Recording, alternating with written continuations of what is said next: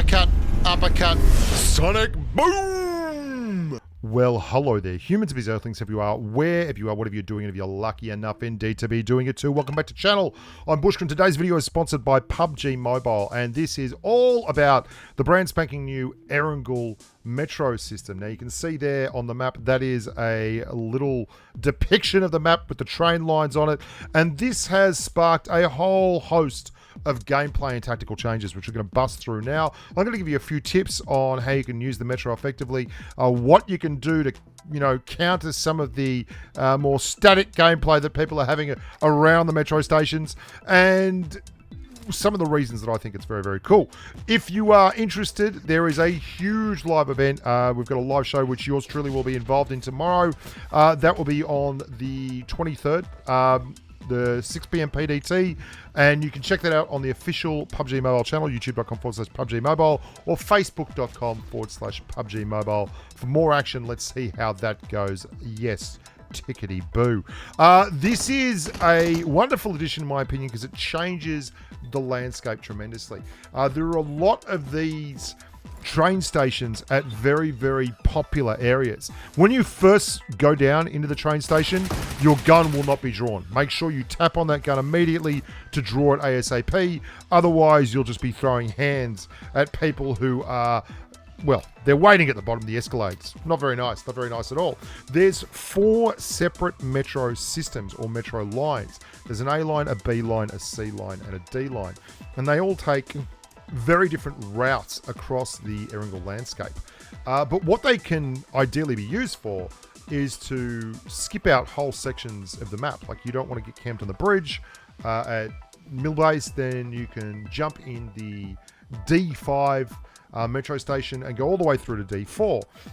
If you don't want to get stuck inside Pachinki and you want to get up towards Rojok, you can take the D2 and then grab a car and drive back towards A2.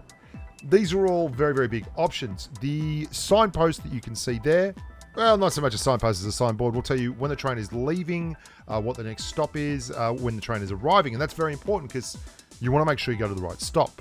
You're using this tactically to get around the map, then you don't want to go to the wrong place because that ain't cool.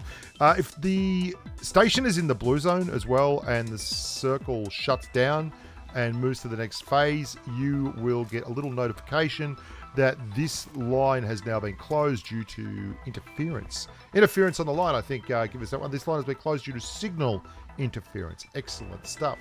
Now, just a little bit of a heads up.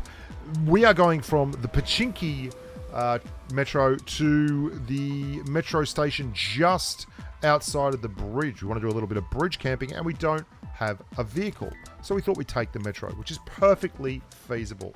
And when you do travel, you don't actually travel on the train through the whole of the map. You will close the doors, your gun will get put away, and then you'll go through a little bit of a transition zone, and you wake up in the new station. You'll hear that radioactive. That means that there's a bad boy here, a big boss. The big boss will drop Metro Royale loot that you can sell, which is pretty cool, or use in the Aurora event, the trading or selling of which is a way to get new items and stuff and loot and all that kind of thing. That's excellent. Really, really good stuff. The issue with these stations, as we mentioned, is they can be very, very sneaky and used tactically. They're very, very cool. But you'll hear that there's a car rolling around upstairs. Now, we go for the aggressive play here, which is getting up there quickly. Because you get stuck in these train stations very, very easily. And you can only go up one at a time. Now, you're going to see there is a whole bunch of people in a circle around this station, and bloody hell, life gets very difficult. I mean, there's more than one person out there. There's just a lot of tap, tap, tap, tap, tap, tap. People are coming up. When you are going in and out of these stations, there are a whole bunch of frames where you are invincible. You're invulnerable.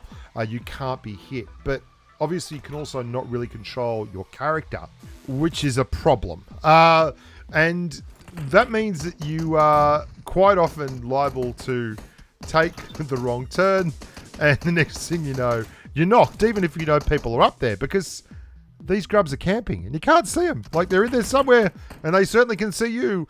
And they've been waiting for just such a nice young man as myself to roll up here and have a good time. And you're going to find that there is actually more than a couple of people here. There's like a full squad. This is hectic because you think you've cleared one and then boom, they pop off again and you lose a teammate. These stations are very, very tough when they're camped to get out of. They are also very, very cool. You can backdoor the campers and actually push people that are camping these stations from other areas. There we go. There's someone on the other side. And now we've got this bloke up here. And we've got the bloke in the weeds over behind us. And it's going pretty much from bad to worse. Like, this is not fun.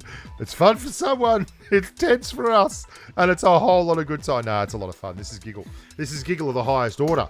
And this grub's pushed around here and he's now tapped me out as well. And Faz is doing things on the left. And we end up clearing people and getting away with it. But wow, that was a very rough gig, if you don't mind me saying so. The key I found, though, in using these train stations, and something that's really, really cool with them, is if you're playing solos, it's very hard for someone to just camp it and win if they're solo. You really do get a lot of action around them, though. Not just from people who are trying to use them as choke points. You get people coming in and out of these circles depending on where they want to go to. Like, I want to go to Yasna Polyana up here to get ahead. I believe that the circle's going to shift up here. So I start moving into Yasna Polyana, and there's a bloke coming in the opposite direction I'm going to run into just at the other end of this compound. And there you go, he's running in. And that means that you end up having a lot of gunfights. Now, it's a lot like going to a crate. The odds of finding someone are a whole lot better when you're going to something that's going to be utilized by a lot of people. And that's exactly what the Metro Royale system is. So it allows you to move around the grounds tactically. It allows you to have a lot better a chance, if you like me, of finding a fight, which I think is pretty cool. I'm a big fan of doing that. And it also allows you to get loot from the bosses, the monsters, the radioactive sections.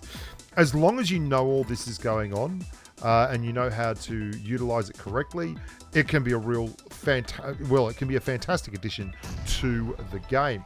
Now, I do want to point out as well that you have to be very, very careful when you're inside the Metro Royale, because it's not just that people are waiting for you to come out of it, or that people are waiting for you to go into it. There's also people getting off the trains. You can see here, I'm going to take a train and jump along to the next station. And when I get off, there's a bloke who was waiting for a train. And I just happened to turn up as he's having a wander around doing nothing. And he gets absolutely poleaxed. And then I'm going to show you a little example of, remember that engagement we just had where there was a whole bunch of people. Here he is. This bloke, he's just obviously killed the boss.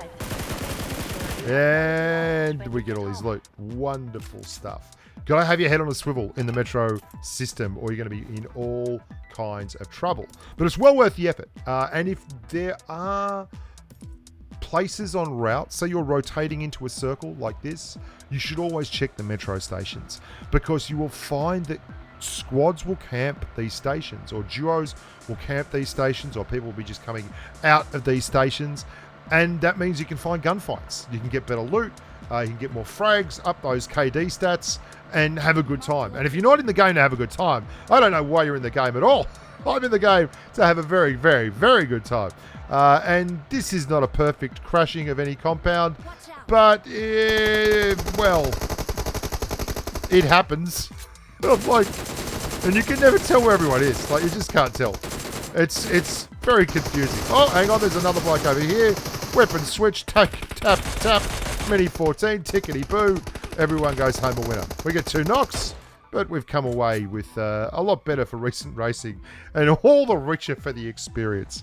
I just want to thank you very much for watching the videos, guys. I do appreciate it. Try the Metro system. It's brilliant. It's a lot of fun. It's a lot of giggle. And it certainly adds a whole new element to the tactical side of PUBG Mobile. Until next time, look after yourselves and stay safe on the battlefield.